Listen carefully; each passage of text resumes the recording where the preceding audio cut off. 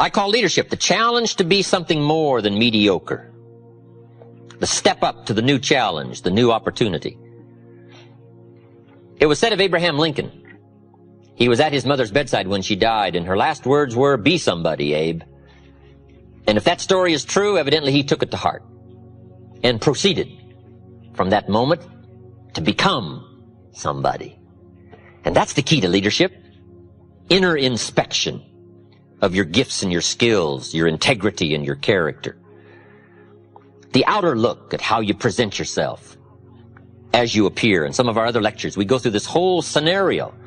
The inside is important, but also the outside is important. When you meet somebody for the first time, first thing they're going to do is take a look. Now, sure, they're going to listen, but then they're going to take a look. Now, certainly we learn to evaluate people by more than what we see, but at first we're going to take a look. Let me quote you an ancient phrase. It says, "People look on the outside, God looks on the inside." Isn't that excellent information? That's excellent information. So that might mean work on the inside for God, work on the outside for people.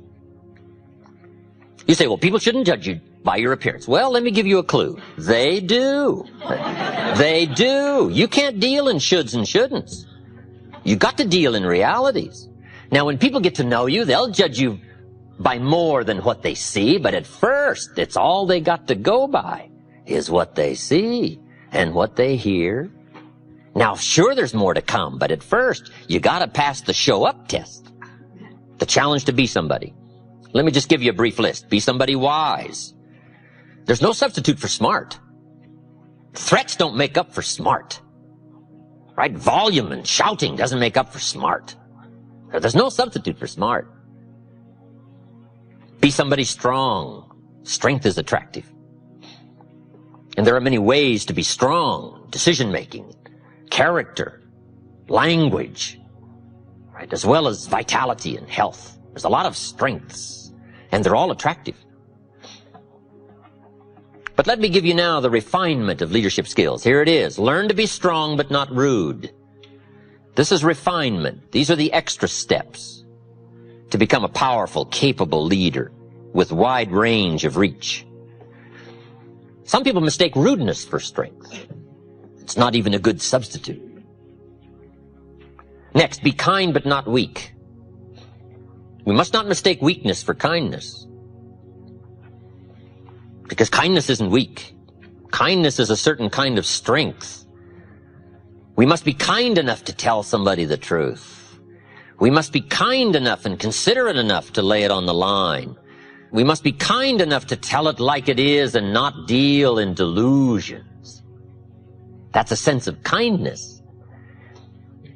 Not weakness, but kindness. Next, learn to be bold but not a bully. It does take boldness to win the day, to become a leader. You got to stride out front. You got to be willing to take first arrows. You got to be willing to take first problem, first trouble, leading the way. You must boldly seize the spring. Farming is not an easy task. You must press the seeds into the soil. I think all of us would relate farming to hard work. It's hard work. Planting the seed, letting it grow, defending it against all of the encroachments of bugs and weeds.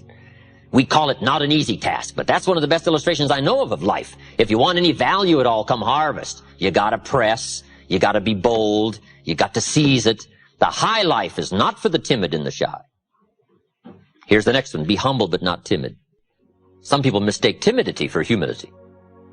But humility is a virtue. Timidity is a disease. It's a malady. It's an affliction. Now, it can be cured, but it is a problem. But humility is a almost godlike word, a sense of awe, a sense of wonder, a sense of dimension, a sense of understanding the distance in worth and value, an awareness of the human soul, the spirit, something unique about the human drama versus the rest of life. Humility is a grasp of the distance between us and the stars, and yet having the feeling that we're part of the stars. Next, be thoughtful but not lazy. It's okay to dream, but we must not just become a dreamer. Here's a good refinement. Be proud but not arrogant. It takes pride to win the day. It takes pride in company, philosophy, opportunity. It takes pride in community, school. It takes pride in group, organization. It takes pride in cause and accomplishment. But the key is to be proud without being arrogant. Do you know the worst kind of arrogance? Arrogance from ignorance. It's hardly tolerable, right? Next, deal in realities. Deal in truth. Save yourself the agony.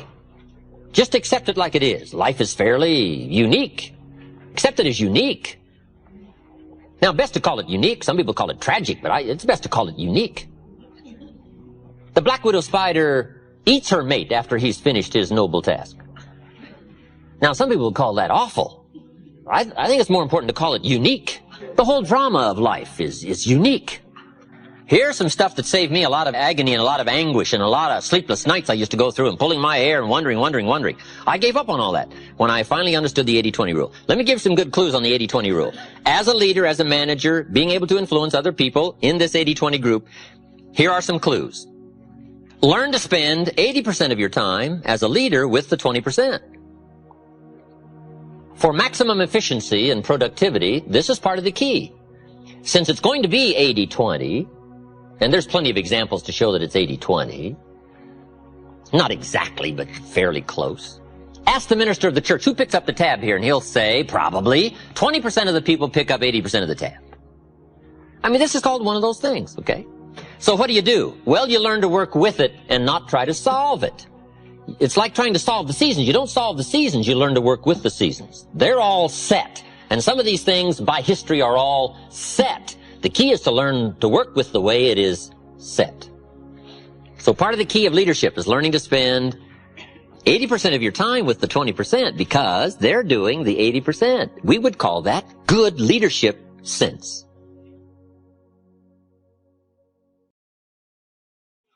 Now you say, well, how do you do that? Let me give you part of the answer in how to do that. Here it is. Spend individual time with the 20% and group time with the 80%. This is part of the answer to leadership skills. However, guess who wants your individual time? The wrong group. But that's what life's all about, right? Accepting this challenge. So now you've got to be what we call clever. And you've got to be, another key word, diplomatic. Diplomacy and strategy are two key words for leadership to understand. Diplomacy and strategy.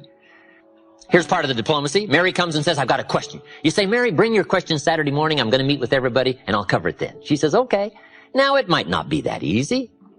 But if you start trying to put this in perspective now, groups, you can deal with the 80% by groups and you can talk to the 20% individual.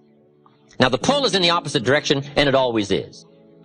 Now somebody says, well, I'll just fire the 80%. They're only doing 20% of the business. Well, I wouldn't fool with that. Because after you've fired the 80%, before too long, whoever is left, 20% of them will be doing 80% of the business, and 80% will be doing 20%. All right, this is not something you fire. This is something you learn to work with. The 80-20 rule, very important rule.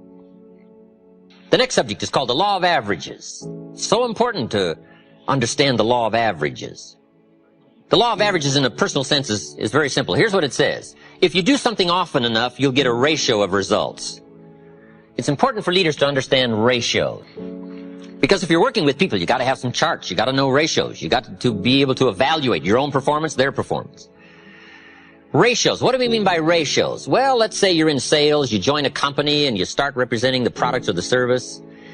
And you're first getting started, you talk to 10 people. 9 say, no, I wouldn't care for any. 1 says, yes, I'll take some. We call this your opening ratio. You say, well, that's not too good a ratio. Well, it all depends. Okay? But it's your opening ratio. So at first, you don't worry about what the numbers are. At first, you just get some activity going. Now, we call this very simply 1 out of 10. Now, here's what's very exciting about dealing in ratios. Once a ratio starts, it tends to continue. Now, this is some things leadership needs to know so that you're not frustrated. If you talk to 10 people, 1 says yes. If you talk to 10 more, chances excellent, you'll get another one. If you talk to 10 more, chances excellent, you'll get another one. It's uncanny. I don't even know how it works. All I know is it works. There's a lot of things you don't need to know how they work, just work them. Right? A lot of people are studying the roots, others are gathering the fruit. I mean, it depends on what end of this you want to get in on. It just works. It's a fascinating subject, the law of averages. Okay? Now, once you know that your ratio pretty well is in there, 1 out of 10, now you can start to compete. It is so important to compete, to test your skill against someone else's skill. What someone else can do is a pretty good insight in if you stretch what you might be able to do. So competition is a very healthy thing. Now, you've got to be very smart here. If you've been with this company, let's say a long time, and you've been there so long, you're so good, you can get 9 out of 10, and I just joined and I can only get 1 out of 10, if we have a 30-day contest as to who can get the most to say yes to our product or service, if we have a 30-day contest, you and me, even though I can only get 1 out of 10, I will win. You say, well, I've been here a long time, I can get 9 out of 10. How could you possibly beat me? It would be very simple. Now, it might not be easy, but it would be very simple. During the 30 days, since I understand now these ratios, during the month, while you talk to 10 and get 9, I will talk to 100 and get 10. So that at the end of 30 days, you got 9, I got 10, I beat you. Isn't that clever? Let me give you a scenario here. If you're bright, what you do if you're new, you make up in numbers what you lack in skill. This is called helping people with the numbers, helping people with ratios. Someone says, well, I can only get 1 out of 10. Say, that's got nothing to do with competition. The key is to be bright enough to understand ratios. Here's the next clue. Ratios can be increased. You talk to 10, get 1, talk to 10, get 1, talk to 10, get 1, talk to 10 more, get 2. Why would about the 4th time you talk to 10, you get 2 instead of 1? You're getting better. Key question, who can get better? Answer, anybody who tries. All you got to do is put together the numbers, right? Your brain is as good as anybody else's. Your chances are as good. All you got to do is find a way to put out the extraordinary effort to do an ordinary thing extremely well. Ratios. Success is a numbers game. It's important to keep track of your numbers. In baseball, we call it batting average. Whatever you're doing, the key is to keep track of your success and how good you are at whatever. Someone says, well, I'm not very good on the telephone. I'll tell you how you can quickly cure all that, is get on the telephone. I'm telling you, you can get better at anything. All you've got to do is attempt it and try it and start putting a string of numbers together and keeping track and understand your own ratios. I teach a very simple sales course. Let me give it to you in 3 points. Number 1, talk to lots of people every day. It's a simple sales course. Number 1, talk to lots of people. Isn't that simple? It's a numbers game, especially if you're new. And here's what's exciting. There's lots of people. You don't have to worry about people. So just talk to lots of people, even if your presentation is very poor. If you put the numbers together, I'm telling you, something will happen. If your presentation was so poor, you went around every day saying to everybody you could meet, you wouldn't want to buy anything, would you? Sure enough, somebody's going to say, well, maybe I would. What are you selling? I'm telling you, it's just about that simple. If you put the numbers together, if you talk to lots of people every day, 2 things will happen. Number 1, you're bound to make sales. And the reason is understanding the numbers. The numbers, you don't have to be so cleverly skillful. All you got to do is be bright enough to understand that numbers can make up for lack of skill to begin with. And if you're in a leadership position to help people, help them with their ratios. Say, John, let's go over these numbers one more time. How many calls? Who did you talk to? Okay. So that's my sales form. It's very simple. Number 1, talk to lots of people every day. You're bound to get better. You're bound to find somebody. Number 2, be real nice. When the weather isn't, be real nice when people aren't. A big part of presentation is attitude, personality. And 3rd is simple, give good service. Write all the notes most people don't write. Do all the extra things most people don't do. Call them before they call you. Service leads to multiple sales. If you'll take good care of somebody, they'll open doors you could never open yourself. They'll take you by the hand and share you with people that you never thought you could reach. There's a unique story in the Bible. It's called the parable or the story of the sower. S-O-W-E-R. The sower in the ancient days was the person that planted the crops. Very simply. They got the ground ready, and the sower with a bag of seed would walk across the ground, sow the seed. That's how they got the crops going. And it's a very fascinating story, and it's got a lot to say, and it's got a lot to say about our subject called the law of averages. There's some important points you'll pick up right away when you read the story. Here's number one. The sower was a wise man. A great advantage. They didn't send a dummy out to plant. Number two, he was very ambitious. And by the time you finish the story, you'll come to the conclusion he was ambitious. Admirable quality. Ambition. One writer said, "I've learned to be both ambitious and content." That's a unique place to finally arrive, to be both ambitious and content. But this story says the sower was very ambitious. Nothing wrong with ambition, as long as you work the right formula. The sower was bright, and he was also ambitious. Number three, he went to work. It takes activity to furnish the labor that brings new life. Ideas without labor are stillborn. They never become tangible. They never become real. You got to put yourself through the activity, through the labor. So when you read the story, you'll find this was a hard-working sower. We call that admirable quality. Now, some interesting things that happened to the sower. It said he had excellent seed, point 4. He had the best. At least the scenario of the story says he had the best of seed. Boy, it's exciting when you feel that you're involved in the best product, the best service, the best idea, the best enterprise, something you feel proud about. Now, with all of these qualities, he starts out and now starts to unfold the scenario of life called the law of averages. Here's what happened. The sower goes out to sow the seed, and the first part of the seed that he sows falls by the wayside, and the birds get it. Now, I want you to understand the scenario. Here's what's very important for leaders to engage in: to teach the inevitable. It's very important to teach the inevitable. Key for leadership. Leaders must understand birds.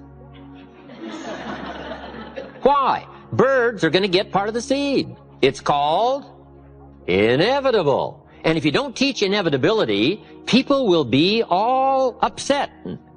They won't know what to expect. We must all be prepared for what we call eventualities, the inevitable. So here's part of the scenario. The sower goes out to sow the seed, and the birds get some. He sows some more seed, and the birds get it. Now, this is a typical story of life. Is that fairly typical? Fairly typical. The birds are going to get some of the seed. Some of you building an organization, right? You're out recruiting. Say, "John, I've got an important story for you to listen to." Could be the change of your life, earn some extra money, or make it a full-time venture, whatever. But come and take a look. And he says, "Well, I think I'm ready for something like that. Thursday night, I'll see you, and let's go through it all." You say, "Wonderful." Comes Thursday night. John isn't there. You say, "Where is John?" The birds. The birds. The birds. Who knows what form they come in? I don't know. It's called the inevitable. The inevitable. His brother-in-law said, "Sales? You're not going to get mixed up in sales. Who told you you were a salesman?" All kinds of stuff that talk people out of a good idea. I don't know. Now, when the birds get some of the seed, you got one of a couple of choices. Number one, you can chase birds. You say, "Well, I'll go straighten this out." Well, here's the problem if you go try chasing birds to straighten things out. You have now left the field. And the law of averages isn't going to work for you anymore till you get back to the field. This is so important to know. What to spend your time on and what not to waste your time on. The best thing to do is to spend your energy and time on the things that count and understand the law of averages. Okay? And not chase the birds, but to stay in the field. Here's what it said the wise man did. He ignored the birds, and he kept on sowing. Why? He was so bright, he understood the law of averages. Now, here was some more of his experiences. Now he keeps on sowing the seed. Now the seed falls on rocky ground, and the soil was shallow. We call this inevitable. I don't know how to miss this. This is called the stuff of life. It's so important to understand the seasons and the stuff of life and the ratios and the inevitables. This is so important, especially as a leader, so that you can help people through understanding how it is. And it said this time the seed takes root and the little plant starts to grow, but the soil is so shallow that the first hot day, the little plants wither and die. You say, wow, what a disappointment. Well, sure, you're going to be disappointed. Some people are going to try so little, even if you've got a good idea. 30 days later, you say, we had this meeting, John wasn't here. So where is John? Said, I don't know. You say, well, I thought sure John had last 30 days. But he didn't. Why? It's called inevitable. Right? And who knows the reason why? John isn't here anymore. Somebody said, boo. And he quit. He quit. First hot day. Now, you're going to be disappointed, especially if it's somebody you like, somebody you know. But here's what you must learn to do as a leader. Discipline your disappointment. This is part of the challenge of life, disciplining the disappointment, understanding the law of averages. Now, here's what it said the wise man did. He kept on sowing. How brilliant. He was so well schooled in the law of averages. Now, this time he sows the seed, it falls on thorny ground, and the little plant starts to grow, but the thorns choke it to death, and it dies. Wow, what's this called? The inevitable. Do you know what the story called the thorns? The cares of life, little cares. Who knows the excuses some people use for not pushing on through and getting the job done? It's called inevitable. Some people are going to try so little. They're going to let other things crowd out the good opportunities. And who knows why? I don't know why. I'm an amateur on this stuff. The key is to take the inevitable and take the obvious, right? Everybody should take obvious 1, obvious 2.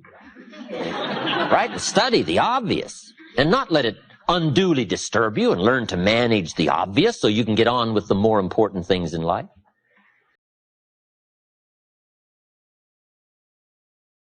I called John up. I said, John, where were you last night? We had this meeting. John says, well, I can't make every meeting. I say, why not? John says, well, I got a lot of other things I got to do. I say, what are they? You won't believe the list John gave me. The backyard fence was sagging and the dogs are about to get loose. You just can't let your dogs run loose. I say, okay, John. John says, the screen door came off the hinges. And you just can't let things fall apart. You got to take time, keep things fixed up. I said, okay, John. Some extra trash had piled up in the garage. You just can't let mountains of trash take over. You got to take care of your trash. I said, okay, John. Some people have the incredible ability to major in minor things. I don't know why. We call this inevitable. We call it a mystery. It's part of the scenario of life. The scenario of the story of the sower is to prepare us for the inevitable called the law of averages. Now here's what it says. The sower kept on sowing. He was so bright, evidently he'd been schooled in these numbers of about how many are going to let the birds, and about how many the hot weather's going to take, and about how many are going to let little things cheat him out of big chances. He must have gone through the school because he understood. He kept on sowing. Now here's what it says. The seed falls on good ground. Let me give you a promise as a leader. It always will. Key phrase. If you share a good idea often enough, it'll fall on good people. Why? The law of averages. Now, even the good ground had a variety of productivity. It said part of the good ground produced 30%. Wow. And it said part of the good ground produced 60%. Terrific. And it said part of the good ground produced 100%. What's that called? The law of averages. That's the way it is. It's called one of those things. Now, can you find some 100%ers? The answer is yes, but you got to go through the birds and the hot weather and the thorns and cares. And you've got to find some way to use the 30%ers and the 60%ers. And if you become entrusted as a skillful leader and learn the law of averages and learn how to deal with all this, you'll have some 100%ers to deal with, to work with. Leaders must understand the fact that there is both good and evil.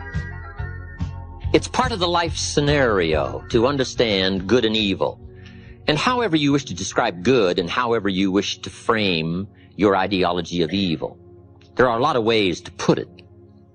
For some people, evil is too strong a word. I don't know. This is part of your own philosophical conclusions that you have to come to in trying to evaluate this earthly struggle. Evil, good, tyranny, liberty, sickness, health, winning, losing, life, death, opportunity, tragedy. It's part of the life scenario. And all good leaders must understand this clash, this scenario, however you wish to describe it, whatever terms you wish to call it. We must understand it. Now, here's part of the understanding. Some people have sold out to the evil side. For whatever reason. You don't have to spend much time with why. All you have to do is spend time with who. I went to my 30th year class reunion a few years ago. Little small village, right, I grew up in. There was only about 150 in the graduating class. And after 30 years, almost half of the graduating class was at the reunion, which was pretty good. We had a 2-day celebration.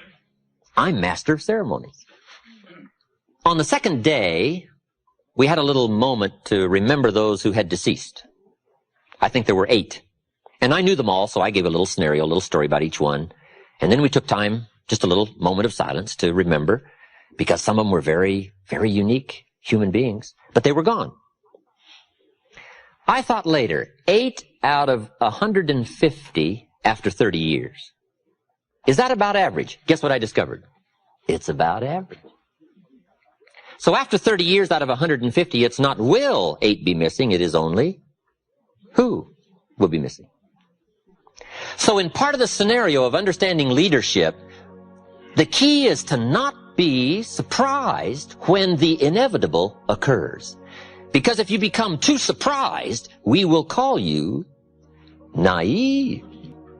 And it's very sobering as to why some have chosen to give themselves over to evil, and we call it simply one of those things. But the key to leadership is to understand, and the key to leadership is to also be alert and be bright enough to spot it and to see it.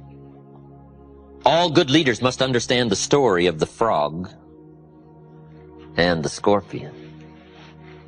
It's one of the most important stories for a leader to understand. According to the story of the frog and the scorpion, the story scenario says, the frog and the scorpion appeared on the bank of a river about the same time, and the frog was about to jump in the river and swim to the other side. And along comes the scorpion, and he sees what's about to happen, and he engages the frog in conversation, and the scorpion says to the frog, Mr. Frog, I see that you're about to jump in the river and swim to the other side. And the frog said to the scorpion, that is correct. And the scorpion said, hey, hold it. I would like to get to the other side, but unfortunately I'm a scorpion and I can't swim. Would you be so kind as to let me hop on your back and you swim across the river and deposit me on the other side? I would be grateful. And the frog looked at the scorpion and said, no way. The frog said, you're a scorpion, and scorpions sting frogs and kill them. He said, I'd get out there halfway with you on my back and you'd sting me, and I'd die. You think I'm crazy? No way. The scorpion said, hey, hold it. With your frog brain, you're not thinking. If I was to sting you out there halfway, sure, you'd die and drown, but so would I, since I'm a scorpion and I can't swim. That'd be kind of foolish. So I'm not about to do that. I just want to get to the other side. The frog thought over that reasoning and said, that makes sense, hop on. And according to the story, the scorpion hops on the frog's back, they start across the river, and sure enough, halfway across the river, the scorpion stings the frog. The frog cannot believe what happened.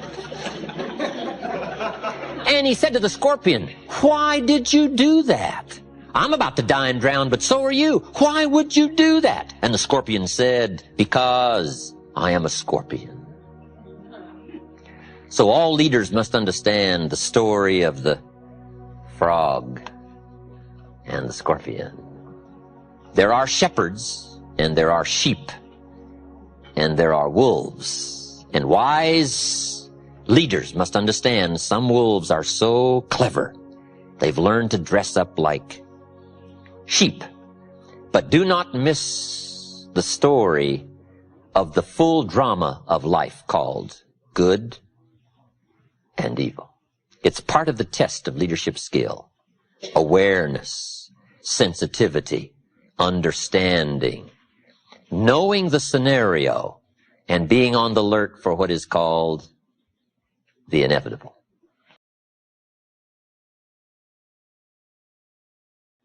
Let me give you now, just in sort of quick succession, some studies that leaders should engage in. Let me just give you the list.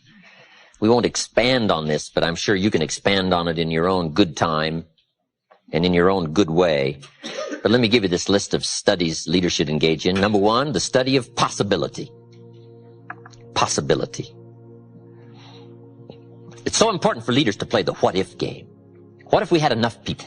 What if we had refined people? What if we had leaders? What if we had a good team? What if we went to the market? What if we accomplished our goal? What could we accomplish? What are the dimensions? What's the size? What's the promise? We call it the what-if game. Possibilities are all around us. We must all be students of possibility. It's not a bad subject for study, possibilities. Number two is opportunity. Leaders must always be conscious and aware of the expanded potential for opportunity. And sometimes opportunity is closer than you think. The next subject of study is ability. Leaders must be good students of ability, their ability, and the people that are in their charge, their influence, their ability. Sometimes it's easy to have somebody right close to you and you've never discovered all of their talent and their potential. I discovered a young man in Canada, Harold Dyke, many years ago. He worked for the railroad. I think he was making about $300 a month. He'd been there 10 years. Now, this was a long time ago. But I discovered him. He became a good friend of mine. And I recruited him. And he joined my company, joined my business. The second year he was with me, he made $45,000. And now he's a leader in the community, and he's gifted and skillful, and he's financially independent, and he's a unique gentleman. Now, the railroad had him for 10 years.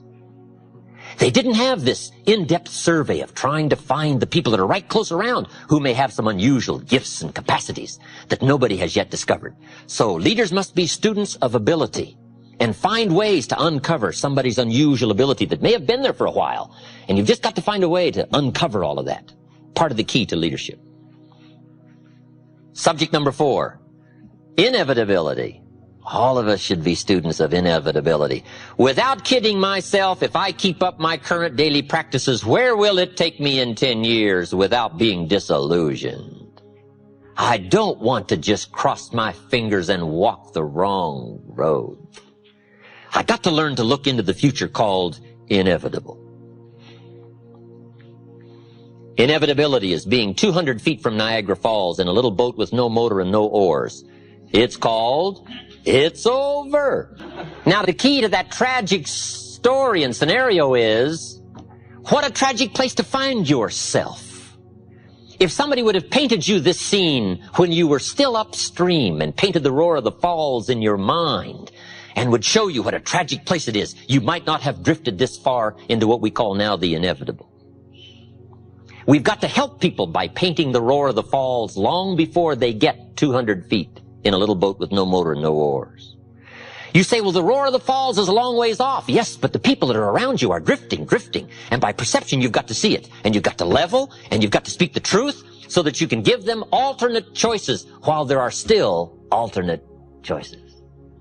It's called the gift of leadership.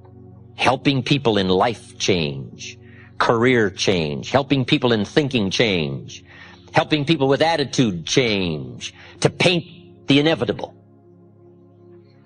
It's a key to leadership. Number 5, an important subject for leaders to study is called rationality. Being able to rightly conclude based on information. A rational, sensible course. I've got a good clue for you.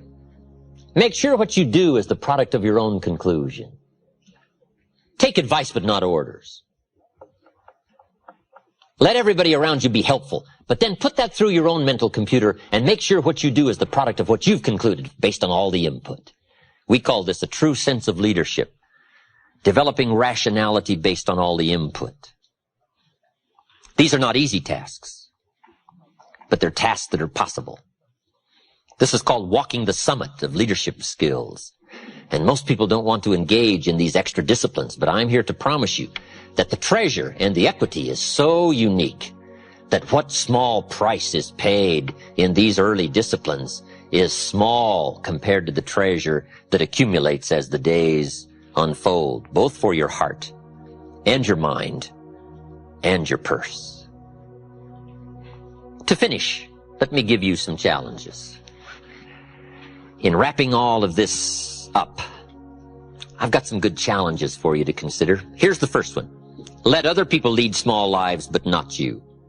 In the challenge of leadership and stepping up to the responsibility and the opportunity to touch somebody else's life, let everybody else lead the small lives, but not you.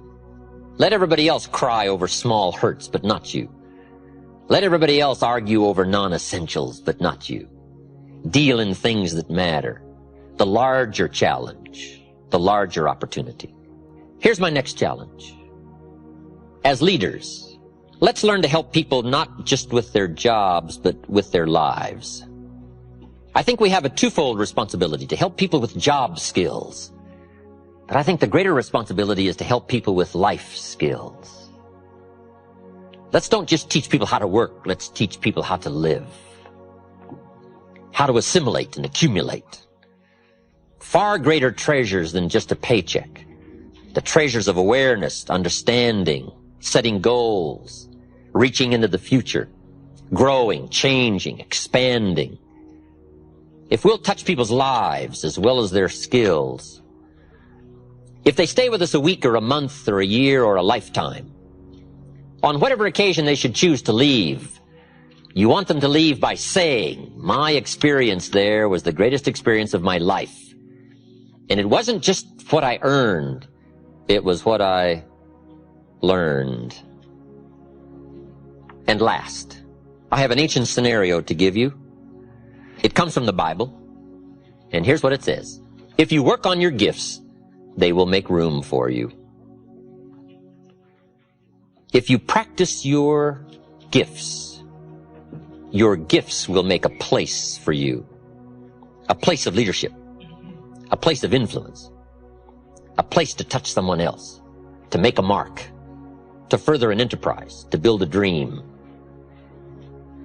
Someday, if you work on your gifts, we will call you noble. We may give you rewards you cannot even now imagine.